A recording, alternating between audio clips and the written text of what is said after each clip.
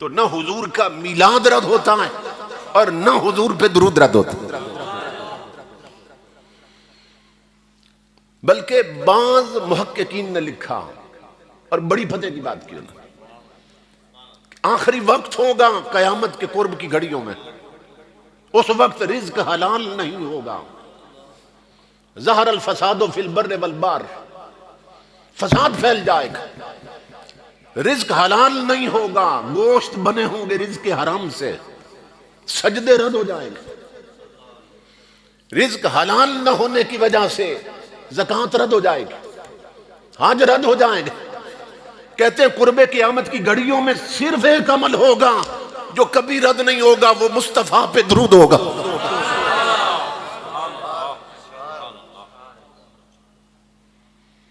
تو درود رد نہیں ہوتا اور حضور کا میلاد رد نہیں ہوتا. اب کوئی سوال کر سکتا ہے آپ پر، یا آپ کے اپنے ذہن میں سوال آ سکتا ہے کہ بتائیے کہ میلاد رد کیوں نہیں ہوتا، نماز رد کیوں ہو سکتی ہے، درود رد کیوں نہیں ہوتا، زکوٰۃ اور حج رد کیوں ہو سکتے ہیں؟ اس کا جواب سن لیں. اللہ رب العزت ہمیں نماز کا حکم دیتا ہے، وہ خود نماز پڑھتا ہے. وہ ہمیں حج کا حکم دیتا ہے، وہ خود حج کرتا ہے. وہ ہمیں زکوٰۃ کا حکم دیتا ہے، خود زکوٰۃ دیتا ہے. اور یہ بھی اس کا کرم ہے کہ وہ زکوٰۃ نہیں دیتا. اللہ کا یہ فضل ہے کہ وہ زکوٰۃ نہیں دیتا. مولا ہمیں حکم دیتا ہے زکوٰۃ دو جو صاحب نصاب ہے، تو خود زکوٰۃ کیوں نہیں دیتا؟ فرمایا زکوٰۃ حساب سے دی جاتی ہے. فرمایا بندو یہ کام تم کرو جو حساب سے دینی ہے. زکوٰۃ دی جاتی ہے حساب سے. میں زکوٰۃ نہیں دیتا ہوں، میں یار کے غلاموں کو بے حساب دیتا ہوں.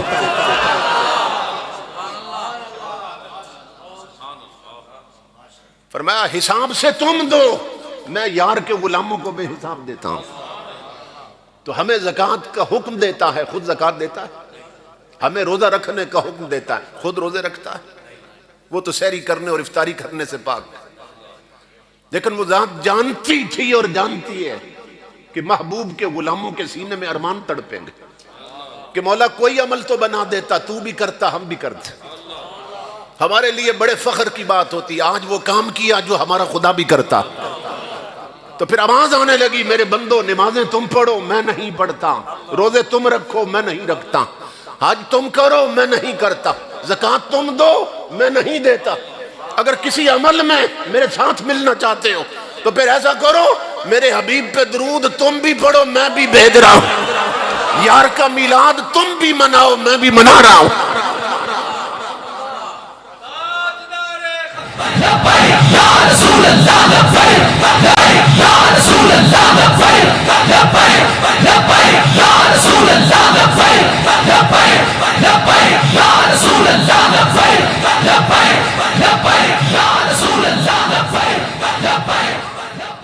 نمازیں تم پڑھو میں نہیں پڑھتا، روزے تم رکھو میں نہیں رکھتا، آج تم کرو میں نہیں کرتا، زکوٰۃ تم دو میں نہیں دیتا. اگر میرے ساتھ ملنا چاہتے ہو تو پھر میرے حبیب پہ درود تم بھی پڑھو میں بھی بھیج رہا ہوں، اور یار کا میلاد تم بھی مناؤ میں بھی منا رہا ہوں.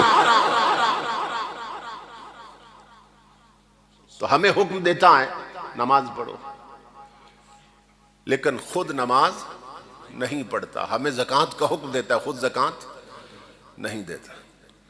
لیکن امام الانبیاء کے غلاموں ہمیں درود کا حکم بعد میں دیتا ہے اور خود درود بھیجنے کی خبر پہلے دیتا ہے. اور یہ بھی سیدنا صدیق اکبر کا احسان ہے پوری امت پر. پہلے نا صرف اتنی خبر اتری تھی ان اللہ و ملائکتہ یصلون علی النبی. پہلے صرف اتنے لفظ اترے تھے قرآن کی آیت کہ بے شک اللہ اور اس کے فرشتے حضور پہ درود بھیجتے رہتے ہیں. جب یہ آیت اتری اور حضور نے صحابہ کو خبر دی نا، صدیق اکبر پاس بیٹھے تھے، رونے لگ گئے. فرمایا حضور نے ابو بکر کیوں روئے؟ عرض کی آقا اللہ نے جب بھی آپ کو کچھ دیا ہے نا تو ہمارا حصہ بھی اس میں رکھا ہے. جب بھی کوئی نعمت آپ کو دی اللہ نے تو ہمارا حصہ بھی اس میں رکھا ہے.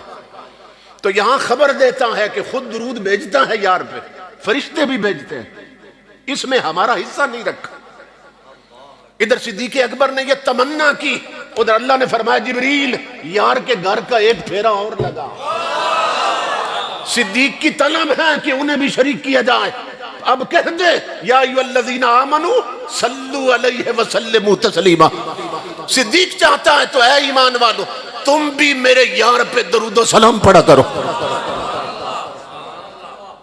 سمجھ رہے ہیں؟ تو قیامت تک جتنا درود و سلام پڑھا جائے گا وہ سب اکٹھا اس کا ثواب صدیق اکبر کی جھولی میں بھی ڈالا جائے گا. ان کی طلب پر, تمنا پر اللہ رب العزت نے پھر یہ الفاظ اتارے. تو میلاد رد نہیں ہوتا اور درود رد نہیں ہوتا. امام الانبیاء کے غلاموں, دوسری دلیل یہ ہے کہ نماز میں اگر کوئی عیب رہ جائے نا, نماز میں کوئی عیب رہ جائے تو اللہ رب العزت فرماتا ہے کہ اس عیب کو خود دور کرو. اگر عیب والی نماز میں قبول کر لوں تو میرا فضل ہوگا, رد کر دوں تو عدل ہوگا. اگر زکوٰۃ کے عمل میں کوئی کمی رہ گئی تو اللہ فرماتا ہے اس کمی کو خود پورا کرو. کیوں؟ اس لیے کہ میرا تو عمل ہی نہیں ہے, میں زکوٰۃ نہیں دیتا. نماز کے عمل میں کوئی کمی رہ جائے اس کو خود پورا کرو, اس لیے کہ میں نماز نہیں پڑھتا. حج کے عمل میں کوئی کمی رہ جائے, کوئی نقص واقع ہو جائے, اسے خود پورا کرو, دور کرو, اس لیے کہ میں حج نہیں کرتا. زکوٰۃ میں, روزے میں کوئی کمی رہ جائے خود دور کرو, اس لیے کہ میں روزے نہیں رکھتا. لیکن اللہ رب العزت فرما رہا ہے گویا اے محبوب پر درود پڑھنے والوں, عالم ہو یا جاہل ہو, پرہیزگار ہو یا گناہگار, آنکھیں بند کر کے یار پہ درود پڑھو. جو کمی رہ گئی میں پوری کر دوں گا, کہ یار پہ درود میں خود بھیج رہا ہوں. اور غریبوں, غربت کا بہانہ بنا کے یار کا میلاد چھوڑ نہ دینا کہ اب چراغاں کہاں سے کریں, اب یہ لائٹیں کہاں سے لگائیں, غریب ہیں.